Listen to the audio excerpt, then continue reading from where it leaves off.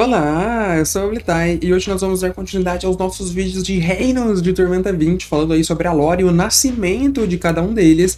E hoje o tema é Winla, o Reino da Magia, um dos reinos mais legais aí, mais convidativos de Tormenta 20, um dos lugares que com certeza eu gostaria de visitar, tá? A gente tá falando aqui de uma magocracia, tudo está relacionado à magia, tudo é muito mágico, Winla é muito famosa por suas torres de cristais, e hoje eu vou te contar como tudo isso começou. Então já deixa o like, se inscreva no canal, comenta aí pra me ajudar no engajamento, e vamos nessa saber mais sobre Winla. Se você ainda não viu os outros vídeos de reinos, tem uma playlist aqui na descrição, vale muito a pena você dar uma olhada, tá? Olha, basicamente é o seguinte, Winla, ele foi fundado lá no ano 1056, e por uma situação bem contrastante, por dizer assim, tá? Nós tínhamos ali alguns reinos já se formando, como Bielefield, por exemplo, que nós já falamos aqui no canal.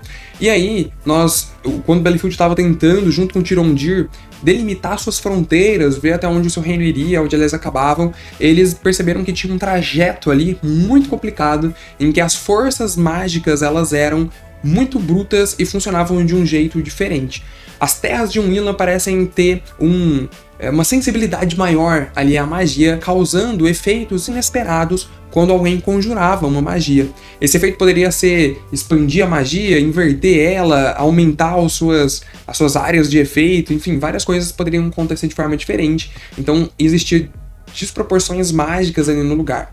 Se isso só não fosse o suficiente, ali existiam ainda vários elementais, que são próprias criaturas, né, formadas pela magia, que andavam ali em bando. Então, realmente era algo muito específico.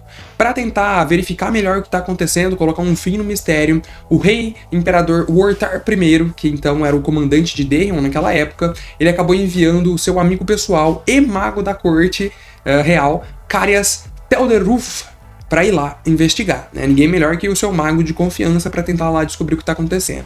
O Carias, ele já era naquela época um dos maiores magos do mundo, ele usava ali de substâncias para manter-se vivo, então ele já tinha muitos e muitos anos de vida acumulado, e com esses anos de vida, muita experiência mágica e arcana também, sem sombra de dúvidas. Ele foi lá até o local e ele mesmo constatou toda essa situação, essa coisa de elementais, de terem dragões por lá, e ele pediu para o rei Ontar I para estabelecer uma base ali permanente para ver se ele conseguiria dominar essas sutilezas, essa sensibilidade à magia que tinha na região e entender melhor. O rei Wortar I fez bem mais do que isso, olha só que amigo legal que o rei era. Ele foi lá e simplesmente concedeu aquelas terras ao Carias para que ele fizesse então um reino seu, um reino próprio ali relacionado à magia. Então houve oficialmente o nascimento de um Winla. Obviamente, o mago da corte ficou muito surpreso ali com o presente, mas ele aceitou de bom grado. E rapidamente ele passou a instituir a sua magocracia. Ele passou a convidar devotos de Winla para o reino e colocar arcanistas, quem ele confiava, discípulos, em posições de poder para governar aquele reino. Rapidamente, Winla disparou aí como sendo um dos reinos mais proeminentes de Arton, afinal de contas lá, não só eles têm uma dose a mais de mana, né, ou seja, demora mais para eles ficarem cansados ao realizarem magia, o que ajuda bastante nos trabalhos de construção, por exemplo, mas também eles ganharam muito dinheiro com a produção e venda de itens mágicos. Winla já se envolveu em dois grandes conflitos ali em Arton, de escala mundial. O primeiro deles foi lá na Marcha de Arsenal, era algum nome assim, né, uma aventura antiga relacionada ao Arsenal, que hoje é o nosso deus da guerra aí, uma situação em que eles tiveram que realizar um colosso, um gigantesco monstro chamado Coridrian, que era tipo um golem gigantesco para confrontar o Kishnaurus, que era o monstro do Mestre Arsenal. E aí eles meio que duelaram ali, degladiaram-se para deter essa monstruosidade. E outra situação foi na própria Guerra Artoniana, em que o Winla teve um papel também fundamental, que eu não vou estender aqui, porque nós estamos jogando Guerra Artoniana todas as quartas-feiras, a partir das 8 horas da noite, e fica o convite aí para você assistir e vivenciar com a gente qual foi o papel de Winla naquela campanha, tá? Eu tenho certeza que você vai curtir, porque nós abordaremos lá muito em breve. E tem a playlist na descrição, tá bom? Além disso, nós tivemos uma grande rixa, né? Os maiores problemas ali de Winla estavam relacionados à comercialização e fabricação de itens mágicos. Nós temos três grandes potências mágicas em Arton. Winla, sendo o reino da magia, Vectora, sendo o mercado das nuvens e, portanto, talvez aí o maior comércio ambulante de Arton, e também a Academia Arcana, o local onde o maior número de arcanistas é formado. Esses três reinos, não seriam bem reinos, né? Mas as 3 instituições brigavam entre si para ver quem teria o domínio do comércio. E para tentar apaziguar essa situação, para resolver, eles fizeram lá o famoso Tratado da Centelha, em que eles organizaram um processo de fabricação para que todos pudessem participar e eles não tivessem mais que concorrer um com o outro. Eu não sei até que ponto isso é bom, né? Concorrência é sempre bem-vinda, mas ali parece funcionar. Basicamente ficou da seguinte forma: a Academia Arcana, ela faz os projetos, né, de itens que vão ser feitos, ela desenvolve os protótipos. O Inla, o Reino da Magia, faz a produção em massa, digamos assim, então eles realmente fazem o item nascer, valer e ser preparado para venda. E Vectora faz a comercialização e distribuição desses itens mágicos. Obviamente não é comum ainda ter uma lojinha de poções em cada canto de Arton, mas o Tratado da Centelha vem cada vez mais popularizando itens mágicos na mão aí do povo e ajudando eles nos seus afazeres do dia a dia. Apesar da magia ser um grande dom ali que ajuda muito nas construções e no dia a dia de Winla, nós temos ali um lado obscuro dessa história também. Existem aquelas pessoas que são pejorativamente chamadas de iniciantes, aqueles que não conseguem dominar a magia. Ainda mais em Winla, que, como eu falei no começo, é uma terra em que a magia é mais sensível, que ela tem reflexos e consequências diferentes. Então, um lugar que a magia é tão pulverizada, ensinada nas escolas desde criança, praticamente você ser capaz de conjurar uma magia, dominar algum ramo da magia, é visto como algo obrigatório, até mesmo para você ser respeitado enquanto cidadão de Winla.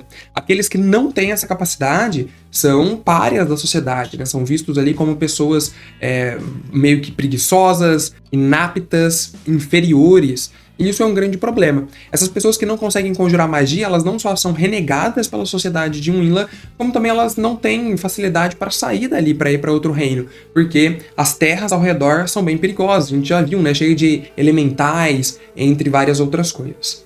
De qualquer forma, esse é um grande problema e a gente pode ver isso sendo abordado de uma forma bem concreta ali no livro As Torres de Winla, que já tem resenha aqui no canal, inclusive com bate-papo com o autor, tá? Recomendo demais vocês assistirem. Hoje, o Winla, então, produz muito item mágico e também golems, tá? Ele é o maior fabricante de golems aí do mundo de Arton. Vale a pena dizer também que, como o Winla é uma magocracia, nós temos lá um conselho de magos que governa a região.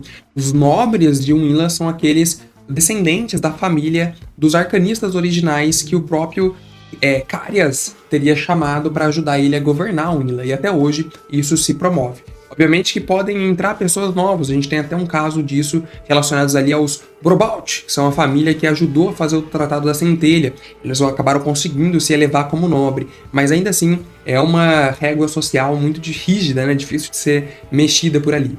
Carias, obviamente, não está mais vivo, mas ele repousa ali ao lado de um Winla, e dizem que, de vez em quando, o Winla permite que ele retorne em espectro para puxar a orelha de alguém ali do conselho que acaba violando o códice de leis que ele fez lá no início. Então tudo é realizado pela votação desses nobres, e o mais poderoso conjurador de cada uma dessas famílias que tem cadeira no conselho é chamado de Magister.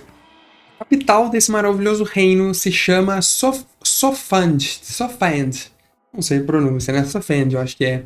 É a grande capital ali. Ela começou como sendo aquele abrigo, aquele acampamento que o Carias teria feito para estudar a magia do local, e hoje virou a grande capital. Ela não tem uma vasta extensão territorial, mas ela é uma cidade muito vertical, talvez a mais vertical que a gente tem dentro de Arton. Então ela tem grandes prédios gigantescos ali, né? Aquelas torres de cristais belíssimas, além de que a magia influencia muito na infraestrutura e no dia a dia. Dizem que tem efeitos mágicos que mantêm todas as áreas públicas impecavelmente limpas, que existem magias ilusórias produzindo música ambiente para a população e ainda várias outras sinalizações mágicas de entretenimento. Dizem que os lugares ali, eles têm teleporte gratuito, claro, para aqueles que são arcanistas, que conseguem fazer aquilo funcionar com a sua magia, mais uma vez separando a população dos iniciantes, e também que os mais nobres, quanto mais rico, mais no topo da cidade você mora. E para subir essas grandes torres de cristais, também é preciso magia, mais uma vez causando uma grande abertura ali entre os arcanistas e aqueles que não são capazes de conjurar magias. Outra cidade que vale muito a pena falar é a cidade de Coridran, que eu já citei aqui. Ela é conhecida como a capital dos golems, porque lá existe a maior fabricação de golems do mundo. O Inla, por ser essa terra com a magia tão sensível, como eu falei, né, um pouco descontrolada, e por ter abrigar o maior número de elementais de Arton, ela acaba sendo perfeita para isso. O grande custo dos golems em si, a grande dificuldade de se produzir um golem, é conseguir um elemental para atuar como núcleo daquele golem. E um Inla, como tem vários elementais ali ao redor, a produção se torna mais barata, tá bom? E eles acabam tendo mais sucesso ali na construção de golems. Muitos dos nobres de Inla têm golems, seja como guardas ou como servos ali para eles. E existem os golems despertos, que são aqueles que os jogadores golems, por exemplo, têm, né? São golems que despertaram a sua autoconsciência e que têm ali noção de tudo que acontece ao seu redor. Esses golems, eles são automaticamente considerados como cidadãos dentro de um Inla, mesmo que eles não consigam conjurar magia, porque os nobres decidiram, né, o conselho de magos ali acabou por decidir que golems por si só já são uma maravilha da magia. Sem magia eles não poderiam ser feitos e, portanto, eles têm sim direito, desde que eles sejam conscientes dos próprios feitos. A cidade de Coridrian também ela é muito famosa por conta do que eu mencionei lá no início da Marcha de Arsenal, em que um golem gigantesco, colossal, se levantou para proteger o reinado do grande monstro lá do Arsenal chamado Kishnaurus, e que tem inclusive a ficha dele, né, no Ameaças de Arton e tudo mais. O Reino da Magia ele ainda é muito conhecido pelos seus magos de batalha, que compõem um reduzido, mas muito poderoso poder militar. Inclusive, o mago de batalha acabou virando uma distinção, né? Nós vamos ter vídeo aqui no canal muito em breve, por isso que é importante você se inscrever. Antes da gente finalizar o vídeo, vamos dar uma olhada aqui nas estatísticas, né, do Reino de Inla, igual a gente fez lá com os outros, para ver as informações mais atualizadas. O nome oficial é Reino de Inla. Nós temos ali o lema Realeza Arcana, já denota bem, né, o que isso significa. O brasão é esse aqui de cor púrpura, uma torre feita de ouro, aberta e toda iluminada, feita ali por octagramas e um pentagrama sinistra, mostrando ali a questão arcana que o reino tem. Ele é bem bonito, apesar que eu acho ele bem um pouco exagerado, assim, talvez, a hierárquica, mas é muito bonito. Quem mora em Inla é o Inlano, a capital é Softland, a gente falou sobre isso, é Softland, eu boto um L ali sempre, não sei porquê. A forma de governo é uma magocracia, a gente viu isso também, o regente é sempre um conselho, e nós temos ali a população de 530 mil habitantes, o que é muito pouco, né? É o menor reino dos que a gente falou até agora nessa playlist, e é surpreendente que a magia faça com que esse reino seja tão poderoso. As principais raças que existem lá são humanos, golems, carins e rines, e as principais divindades são Uina, Tanató, Kaliandranok, Valkyria, Tenebra, Kalmir e Arsenal, então tem uma grande variedade de deuses cultuados ali nesse lugar. E esse foi o Reino da Magia, eu espero muito que vocês tenham gostado, se puder, clica no botão de Seja Membro, os membros ajudam demais o canal, por apenas R$3 por mês você vira membro e nos dá uma força gigantesca, tá? Clica no botão ali, você vai ver um vídeo meu explicando todos os níveis de apoio e os benefícios que você recebe de volta por nos apoiar. Então muito obrigado a todos os membros, vocês são incríveis. Não esqueça de conferir a playlist na descrição, deixa um like, se inscreva no canal, um abraço e tchau, até a próxima.